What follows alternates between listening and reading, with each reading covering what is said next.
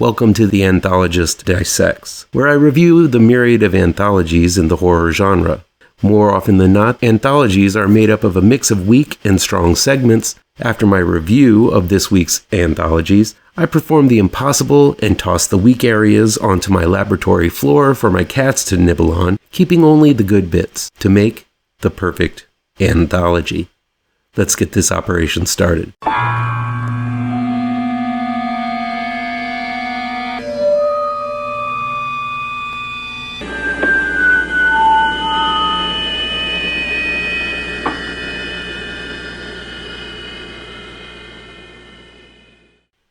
George A. Romero's Dead Time Stories Volume 1 was released in 2009. It's streaming on Tubi. It's directed by Jeff Monahan, Michael Fischa, and Tom Savini, and written by Jeff Monahan and Antone Pagán. This is an anthology that slipped by me. I've made it a point to check out each and every George A. Romero project, but in 2009 and 2010, Romero placed his name on 2 volumes of Dead Time Stories, not the 1986 one where the shitty little kid wouldn't go to bed and his drunk father tells him horror stories to shut him up. I'm sure I'll cover that one someday. But these Dead Time Stories seem to be produced by Romero himself, not written or directed. Most likely the only thing Romero had to do with this one was showing up one day to tape the intros to each segment, and even that was done rather half-assedly. Let's dissect.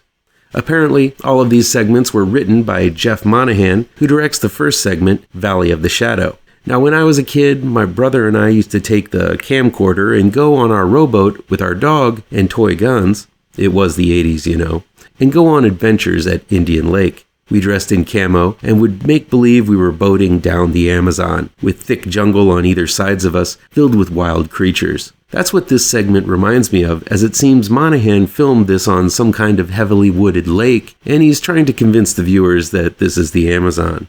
This is a DIY jungle adventure about a group of people who search for a mystical root that contains the secrets of immortality. Now don't get me wrong, I love the DIY aspects of this segment. It's fun to see people making something from literally nothing, but man is this a rough watch as this segment drags like an anchor. It was fun seeing these white people painted up to be natives, and I admire the dark ending, but this is one of those cases where the story was way too ambitious for what they could accomplish. Wet is a dark tale by Michael Fischa about a man who fails to pay attention to a crusty seaman and goes looking for a lost treasure. When he finds it, rather easily I might add, he resurrects a mermaid who is assigned to protect the treasure. Again, this is a segment that aims high, but I think they kept the story grounded enough so that all the seams didn't show. The effects are rather rudimentary, but there are some convincingly wincy moments as this mermaid has an appetite for wieners. And I'm not talking about Oscar Mayer. The best of these 3 shorts is clearly House Call, directed by effects maestro Tom Savini, who is no stranger to Romero projects. In this segment, a boy claims he was bit by a vampire, his mom calls the local doctor to examine the bedridden boy, and when he gets there, things get dark and gothic. Filmed in a square-bound way, which looks a lot like how Eggers did The Lighthouse, Savini gives this short an old-timey style. I was really impressed with the way this one looked, and I think it's a testament that Savini could be as talented a director as he was an effects artist, if given the chance. I wish he would direct more often. While this one ended rather predictably, it still was a brutal ending. None of these segments are worth writing home about, but this one has a do-it-yourself style that I miss in modern cinema. Still, this anthology is for the Romero fan who has to see it all. That won't stop me from reviewing Dead Time Stories Volume 2 sometime soon. Shriek is a new anthology streaming on Screambox. It's directed by Patrick Ray, Calvin Main, Ramsey Attia, George Bessudo, and Calvin Weaver. It's written by Patrick Ray, Michael Davidson, Anthony Finelli, Omar Attia, Jesse David Ng, and Calvin Weaver. Shriek is another one of those short film compilations marked as an anthology. It doesn't bother to have any kind of wraparound, and there's no particular theme as to what this one is delving into either. It's just a grouping of short horror films, which is fine, but personally, I like it when a little more work is done to tie these stories together. Counterparts by Patrick Ray tells a story about twins and witchcraft, where one twin seems to get all of the luck while another suffers a tragic car accident, leaving her blind and missing a leg. It's decent, and I think the effects are realistic enough. The twist was out of left field, but still, it made me chuckle a bit. Bedroom Window is a short by Calvin Mayne I believe I've seen before in some other anthology. It's about a boy who's abducted in the night, and a video found by the parents that explains it all. This one's very short, but it does have a creepy monster.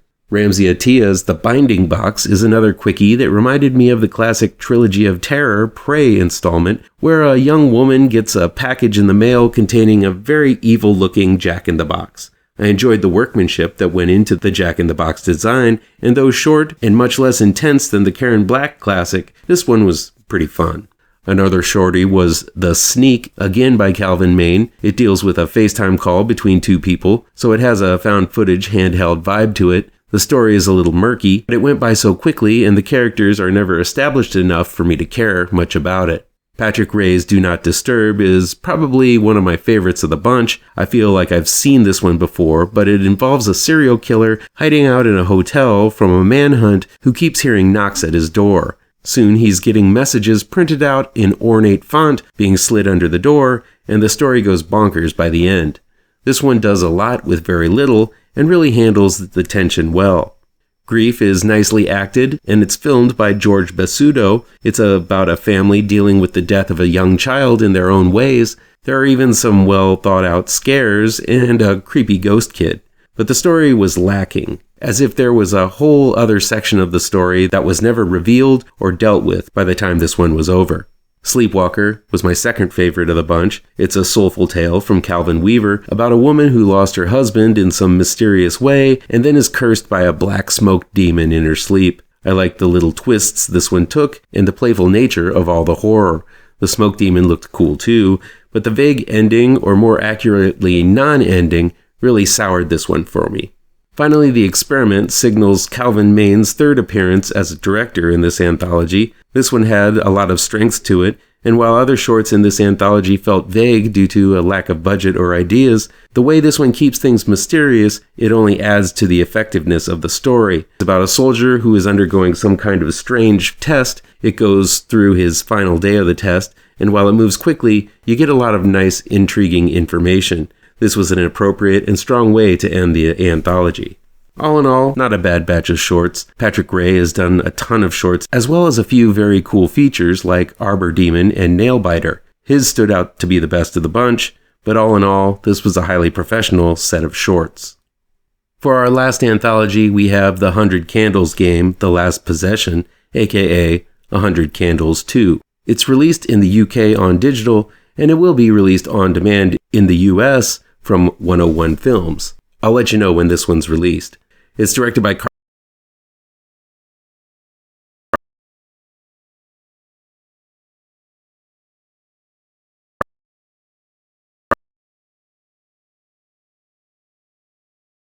Camilo Zafora. The 100 Candles game, The Last Possession, opens with Arcana, a wonderfully grody scene of a witch bound in chains concocting a special spell with whatever vile wickedness that happens to be in her stone cell. Rats and forms of human fluids are all used to make this potent spell. It's gory and quite imaginative, especially the awesome hoof foot she sports. This is a cool start letting the viewers know that we're in for a gnarly good time. We then shift to Stonewall Mansion as a group of urban explorer influencers gather to play the 100 Candles game, where each candle represents a scary tale from each of the participants. This proved to be a good enough wraparound to tie all of these random tales together in the first one, and does so again in this sequel. David Ferino's Origami is a quickie that ends in a cool special effects punchline about a babysitter who does that origami star game with the kid she babysits. It kind of goes by too fast to really form an opinion about it, other than the last effect being good and gory. 5 Minutes from Maximilian Niemann is about a man locked in a room with something outside and a gun to his head, and that's how the whole story begins. Turns out it's a zombie apocalypse outside, and the man has his daughter locked in the next room and a wound on his arm. Is he infected?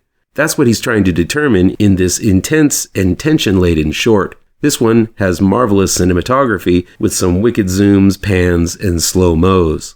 Jorge Baños' Let Her Go is another one that begins with a locked room. A bride is having a panic attack on her wedding night, the phone rings nonstop, and the husband paces outside frustrated. It's a suspenseful situation that culminates quite quickly with a glorious shockaroo and violent ending. I dug this one a lot.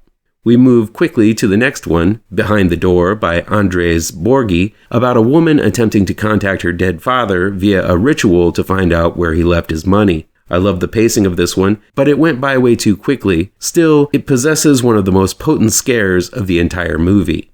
Next is an intriguing setup with a disappointing end. Things are left way too ambiguous in Ryan Graff's The Black Moon, with this story of a woman who hears a noise coming from what seems to be a weeping woman in a tunnel. When she goes to look, she falls into a nightmare. We aren't given exactly what the woman sees, which admittedly makes the whole lead-up feel hollow.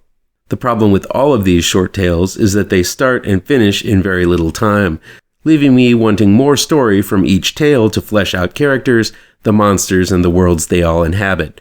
Most of these tales just came and went so fast, it's hard to recall all of them unless, like me, you take notes for your review. Each tale was quite shocking in their own way, all of them looked great, and some had really vivid cinematography and some nightmarish creatures. The acting was solid all the way through, too. I just wish there were more meat on the bones of these stories in this anthology. The hour and 10-minute runtime could have been padded with more drama, horror, and atmosphere, but instead this installment felt like it needed to be in and out fast. Though the title promises to be the last possession in this 100 Candles game, the ending promises more, which I'd be game to, as this has proven to be a strong, albeit short, anthology series. Well, those were 3 anthologies proving that not all horrors come feature length, so let's break out my trusty chainsaw and start cutting the meat from the chaff to make the perfect anthology from what we reviewed this week. I really dug the introductory segment and wraparound from 100 Candles game, The Last Possession.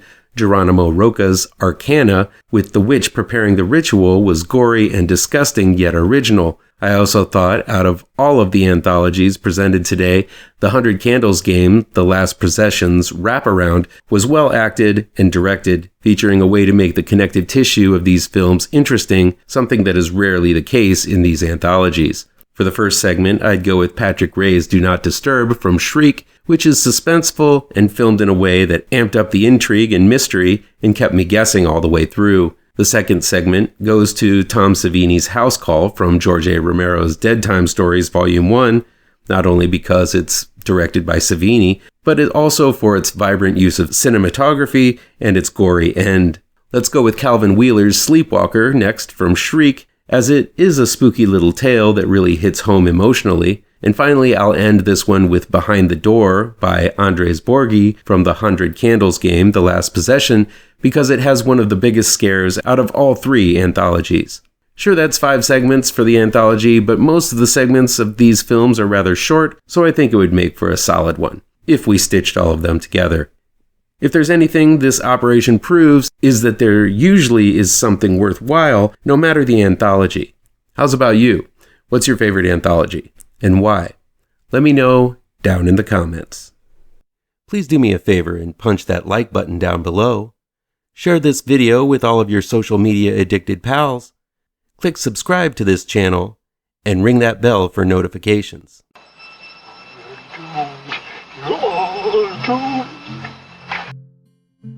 You're doomed to live the life you're meant to be, stuck inside your reality. You're